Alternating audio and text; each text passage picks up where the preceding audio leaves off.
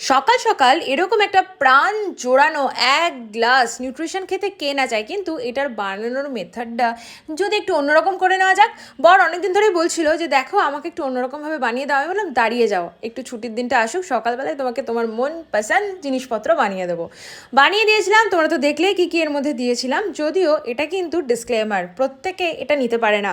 কী কীভাবে নিজেরা খাবে তার জন্য তো অবশ্যই তোমরা স্ক্রিনে দেন নাম্বারে আমার সঙ্গে যোগাযোগ করছো, কিন্তু এইটার যে ফরম্যাট হয়েছিল আর এত ভালো খেতে হয়েছিল, এটা করার পর কিছুক্ষণ ফ্রিজে রেখে দিয়েছিলাম আর তার উপর দিয়ে একটু খেজুর ছড়িয়ে দিয়েছিলাম, যদিও খেজুরটা নিচে চলে গেল।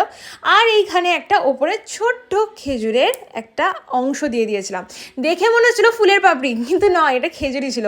ও তো বারান্দায় দাঁড়িয়ে দাঁড়িয়ে জিনিসটা এমনভাবে আরাম করে খাচ্ছিল, আমারও খুব লোভ হচ্ছিল ওর কাছ থেকে নিয়ে খেয়ে নিই। কিন্তু ওই যে বললাম, কাস্টমাইজড কী কী করতে হবে না করতে হবে জানতে অবশ্যই চ্যানেলটাকে সাবস্ক্রাইব করে দিও। সবাই খুব ভালো থেকো, টাটা।